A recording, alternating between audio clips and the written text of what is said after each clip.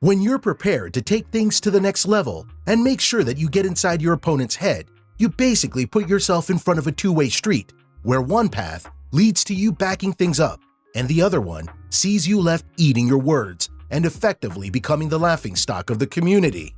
It is quite risky to trash-talk an opponent who comes under the category of legendary. The history of sports is littered with moments when players decided to trash-talk their opponents, only to find out the hard way that while they might have been good at talking, when it comes to action, they left a lot to be desired on the field or the court. Hello everyone, and welcome to another exciting video on Totally Trending, where we love talking about all the trending stuff that is happening around the world. In today's video, we're going to talk about all those moments when NBA great Michael Jordan had to deal with trash-talking opponents who thought that they had finally been able to get inside the great one's head, only to find out that they were dealing with a once-in-a-generation talent who would not be affected by slurs from mere mortals. Before we begin, make sure to subscribe to our channel and like this video. We keep on bringing amazing videos every day, so let's make sure that we don't miss out on any new content. Jerry Stackhouse. And that Jordan was singing Anita Baker to you to get in your head.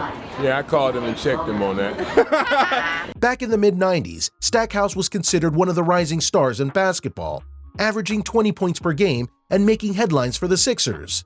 It was clear that this young guard would go on to have a stellar career in the NBA. Now, when we talk about Stackhouse, we talk about a young player who loved bragging about his ability on the court and never hesitated to be physical. We're talking about a guy who wouldn't mind getting into an all-out physical confrontation just to prove a point. And at most points in his career, Stackhouse would get away with pretty much everything due to his obvious talent on the court. But look, there's always a time when things catch up to you, and that was the case with Stackhouse. In the early days of 1995, during a warm-up event which Michael Jordan saw as a great way to help him get his mojo back upon his return to the game, Stackhouse came up against the Great One for the first time ever. Stackhouse claims that he bested Michael Jordan at every step of the way and even went to the media about it. It was definitely a big thing for Stackhouse, but surprisingly, Jordan never discussed that day to anyone. Like a patient predator, Jordan decided to bide his time and pounce when the perfect opportunity presented itself. 6 months later, Stackhouse was playing in the NBA, posting promising numbers, but his team was not putting together a good run of results. Regardless, it was evident that Stackhouse was going to be a major player in the NBA for years to come. But that is the hardest, but we can pronounce because of what happened next. Averaging 30 points a game, playing like a man possessed, Michael Jordan was all set to teach the kid a lesson for boasting how he beat him one-on-one in a game where nothing was on the line except for brownie points. In the build-up to the game, a lot was said about how good Stackhouse was, and some media outlets even went on to claim that the 21-year-old would be as good as Jordan in the coming years. We're sure that despite showing himself to be insanely confident, Stackhouse might have been dreading the prospect of coming up against a man he tried to belittle before he became a known quantity in the NBA. Before the game, Stackhouse was asked about Michael Jordan's return to the NBA. Stackhouse's teammate, Vernon Maxwell, said that Jordan was overhyped and he was sick of hearing about him. Maxwell added, and we quote, "To hell with Michael Jordan." You can print that, but Michael Jordan, as graceful as ever, simply said that he didn't want to make it personal, even though the Sixers youngsters pretty much let everyone know about the respect they had for the Chicago Star. Clearly, Jordan wanted to say in nicer terms that he really didn't want to get involved in a war of words between a newbie and a player who was clearly envious of what the Bulls had achieved. But all that didn't translate into Michael Jordan's body language during the game. Whatever Jordan's response was about the trash talking was simply thrown into oblivion. The moment the game started, Jordan was clearly playing as if he never needed to get into rhythm. He completely nullified Stackhouse's presence, made him look like a street baller, and even started playing with a flair that would make for an amazing highlight reel. To make matters more embarrassing for Stackhouse, Jordan was at his dead-eye best on that night.